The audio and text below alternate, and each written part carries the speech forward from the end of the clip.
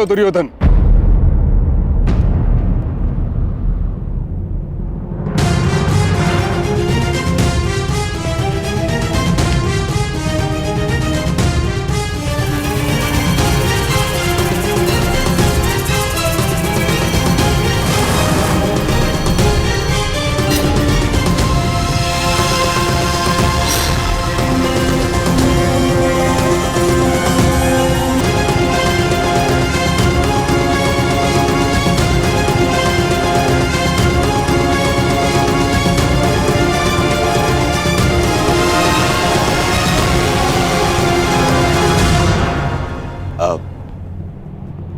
आइए पितामह, मैं सौभाग्यशाली हूं कि मुझे मेरे विवाह में आपका आशीर्वाद मिलेगा। आइए।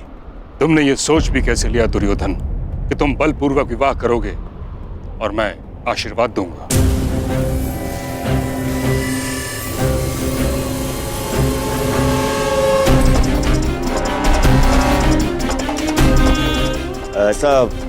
ऐसा नहीं है पितामह।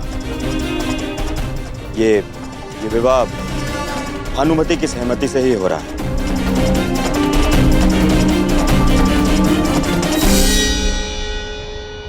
यदि ये विवाह भानुमति की सहमति से होता तो ये अंग में नहीं कलिंग में होता।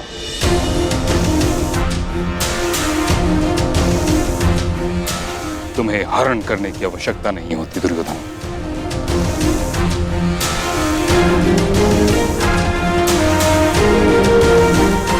पुत्री भानुमति, दुर्योधन ने जो किया उसके लिए मैं हस्तिनापुर की ओर से क्षमा प्रार्थी हूं। सच सच बताना पुत्री, क्या तुम ये विवाह किसी विवशता के कारण कर रही हो?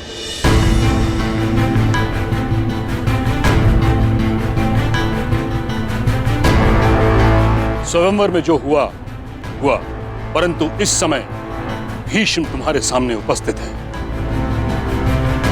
किसी से भयभीत होने की कोई आवश्यकता नहीं। यदि यह विवाह तुम्हारी सहमति से नहीं हो रहा तो मैं वचन देता हूं कि तुम्हें सम्मानपूर्वक कलिंग वापस भेज दिया जाए।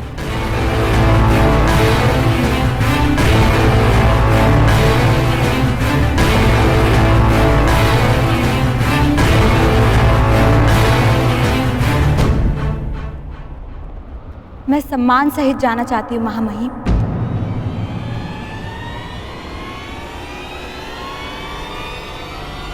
परंतु कलिंग नहीं, हस्तिनापुर।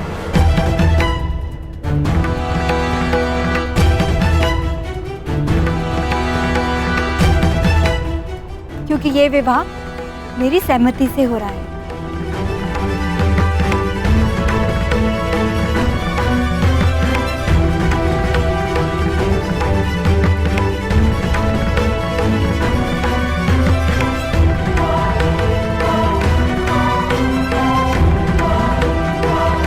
तो आप मुझे आशीर्वाद देंगे ना पितामह, और मित्रकर्ण को भी।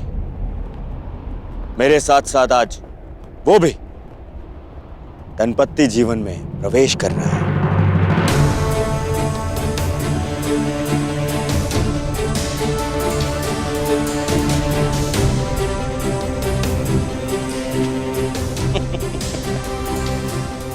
ऐसे क्या देख रहे हैं पितामह? कर्ण कुछ ऐसा तो नहीं कर रहा है जो आज से पूर्व ना हुआ।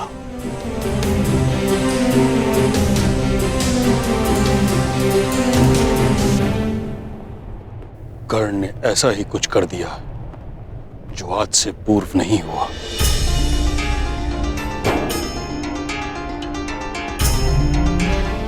ये तुमने क्या किया कर्ण? धर्मं च लोभं च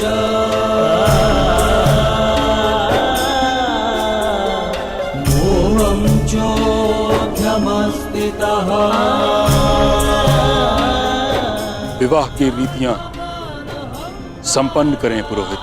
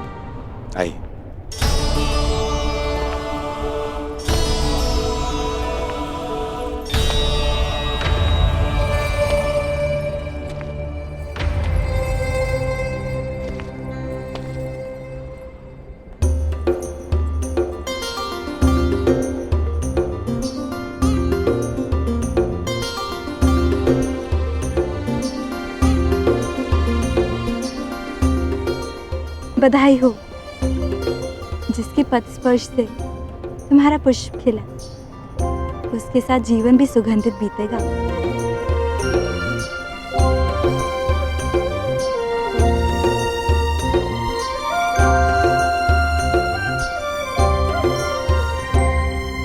अंगराज कर्ण,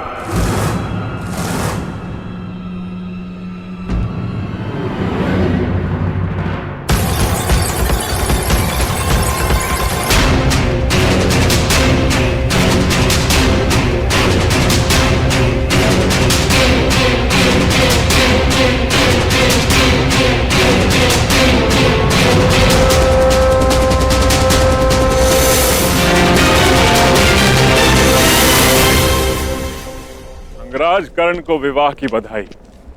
जरासंध की शुभकामनाएं स्वीकार करो मित्र।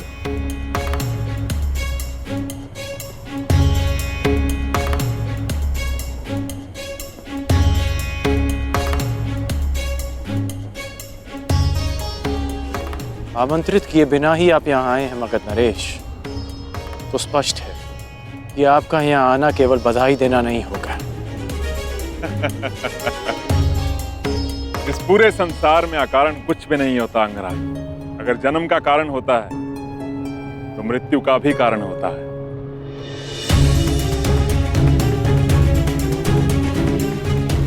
वर्षा आने का कारण धरा की प्यास को बुझाना होता है और अग्नि जलने का कारण घर्षण होता है।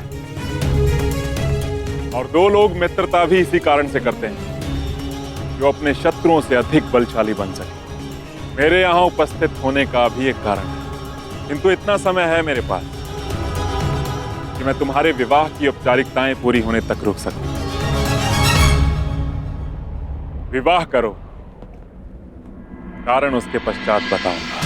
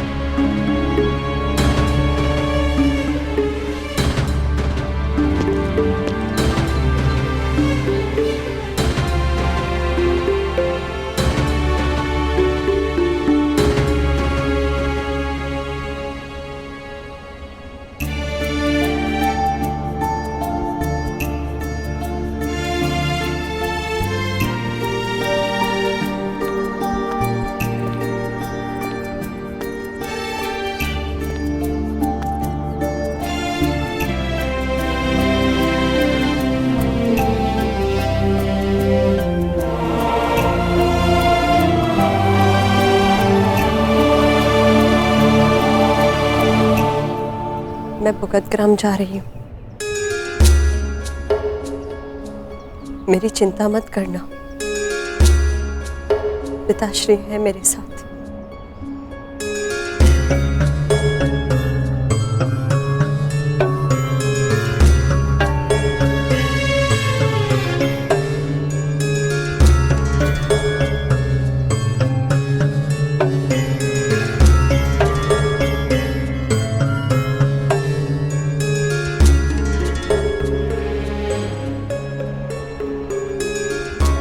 क्षमा करना कर्ण, सुप्रिया को माला देने से पूर्व मैंने उसमें से ये पुष्प निकाल लिया।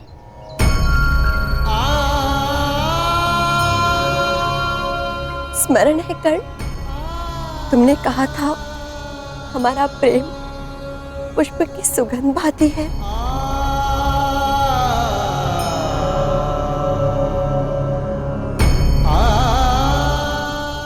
सुगंध जिसे केवल अनुभव किया जा सकता है, स्पर्श नहीं किया जा सकता।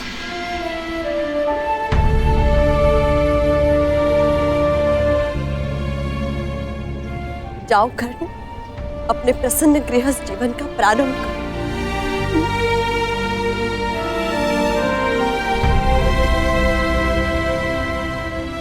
पता नहीं क्यों ऐसा नहीं लगता कि ये हमारी अंतिम भेंट है?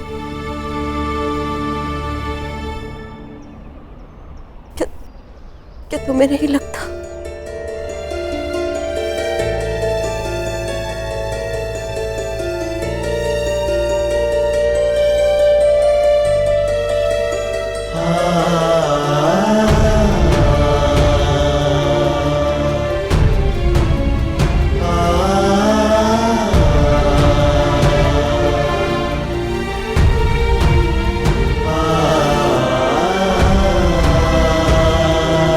मैंने सदा तुम में अपना नायक देखा है, जिसके लिए उसका कर्तव्य सबसे महत्वपूर्ण है। सदा अपने धर्म पर टिके रहना, जो उचित लगे वही निर्णय लेना, ये मैंने तुम्हीं से सीखा है और वही किया है मैंने। मैं जा रही हूँ कर्ण, परंतु जिस प्रकार एक दीपक के बुझ जाने से प्रकाश नहीं मरता, एक स्वप्न के टूट जाने से आशा नहीं मरती, एक फूल के मुरझा जाने से उपवन नहीं मरता, उसी प्रकार एक सहयात्री के तुम्हारे जीवन से चले जाने से तुम्हारी यात्रा समाप्त नहीं होगी।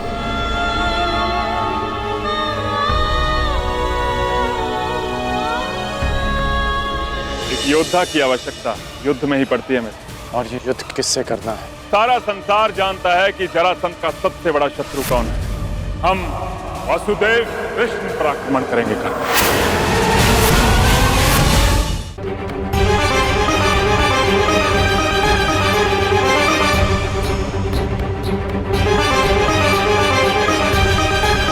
मुरझाए पुष्प की सुगंध पुष्प को खो देने का स्मरण कराती है। हमारा प्रेम सुगंध बनकर नहीं, एक पीड़ा, एक वेदना बनकर हमारे हृदय में हमेशा रहेगा।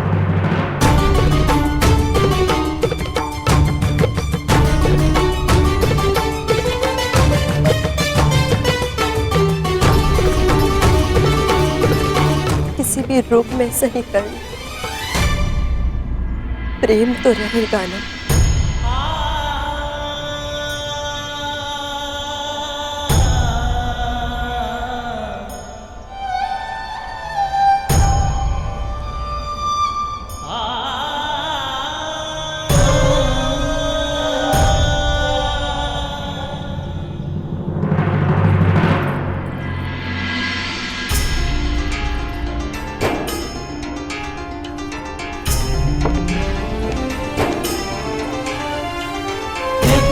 धर्मं च लोभं च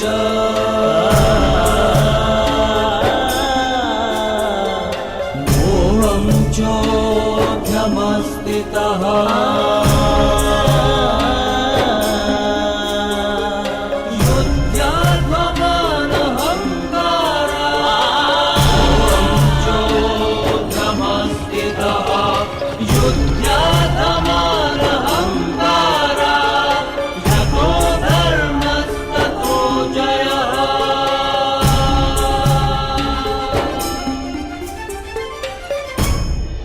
योद्धा की आवश्यकता युद्ध में ही पड़ती है मेरे। और ये युद्ध किससे करना है? सारा संसार जानता है कि जरासंध का सबसे बड़ा शत्रु कौन है।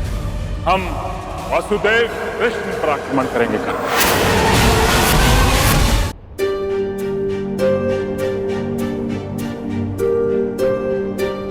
अब अपने आने का कारण बताइए मगध नरेश। मैं आया क्योंकि समय भी आ गया है मेरे। मुझे दिया हुआ वचन पूरा करने का समय आ गया। स्मरण है ना वो वचन कि तुम एक बार मेरी सहायता के लिए अवश्य आओ। कल प्रातः मैं अंग और मगध की सीमा पर तुम्हारी प्रतीक्षा करूंगा। परंतु आपको सहायता क्या चाहिए? एक योद्धा की आवश्यकता युद्ध में ही पड़ती है मेरे। और ये युद्ध किससे करना है? मेरे सबसे बड़े शत्रु से। और ये सारा संसार जानता है कि जरासंध का सबसे बड़ा शत्रु कौन है। तुम्हें मेरे साथ मिलकर उससे युद्ध करना है। हम वासुदेव कृष्ण पर आक्रमण करेंगे कल।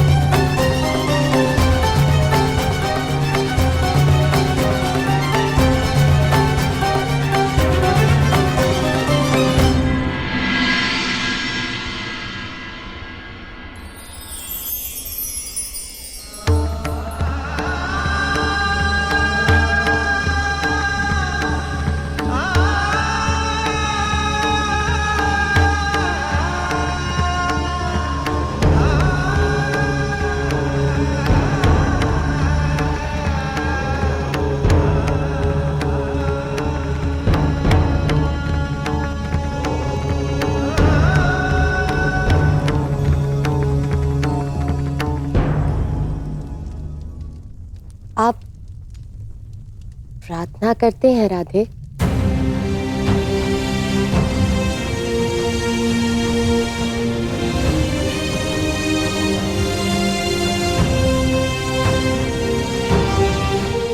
मैं करती हूँ सदा नियम से। और एक कुंवारी कन्या की प्रार्थना सदा उसके पति के विषय में होती है। तो क्या मांगा आपने अपनी प्रार्थना में? यही कि मेरा पति ऐसा हो जिसके सामने आते ही मेरा शीश आदर से झुक जाए और जिसके विषय में सोचकर गर्व से उठ जाए। परंतु हर स्त्री की भांति मेरे मन में भी चिंता रहे कि मेरे आराध्य मेरी प्रार्थना सुनेंगे या नहीं। जो पूछना चाहती हैं स्पष्ट रूप से पूछिए।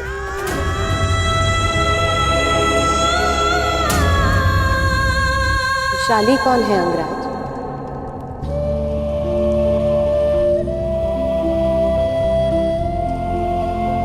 और उससे आपका क्या संबंध है? हम दोनों का विवाह नियति का एक ऐसा मोड़ है जिसकी मैंने कभी कल्पना नहीं की थी। क्योंकि जिस मंडप में हम दोनों का विवाह हुआ उसी मंडप में वैशाली और मेरा विवाह होना था। मैं तुमसे विवाह करना चाहता हूं। पहली बार वो मेरा घर नहीं, हमारा घर। सूर्य को साक्षी रखकर वचन दोकर कि तुम सुप्रिया से विवाह करोगे। ये सूत पुत्र राधेकरण वचन देता है कि मैं सुप्रिया से विवाह करूंगा। वैशाली का प्रेम मेरे हृदय में हमेशा रहेगा। परंतु एक पति का कर्तव्य, एक पति का धर्म निभाने में कर्ण कभी कोई त्रुटि नहीं करेगा।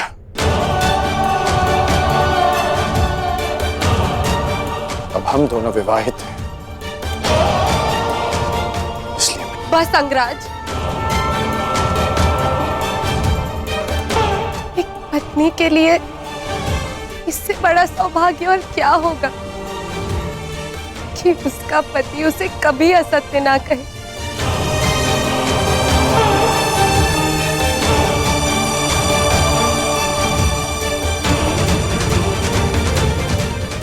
मेरे आराध्य ने मुझे मेरी पूजा का फल दे दिया। अंगराज, आपको भी उसी आराध्य की पूजा करनी चाहिए। प्रतीत होता है कि आपके आराध्य बड़े शक्तिशाली हैं। कौन है वो? कुछ कहते हैं कि वो देवों के देव हैं और कुछ उन्हें हमारी ही भांति मात्र एक मनुष्य मानते हैं, जो अजर नहीं, अमर नहीं, परंतु मेरे जैसे भक्तों के लिए वो मृत्यु, जीवन और जड़ से कहीं आगे है। आपने भी उनका नाम सुना होगा। वो है वासुदेव कृष्ण। कृष्ण, मुझे दिया हुआ वचन पूरा करने का समय आ गया। स्मरण है ना वो वचन कि तुम एक बार मेरी सहायता के लिए अवश्य आओगे। हम वासुदेव कृष्ण पर आक्रमण करेंगे।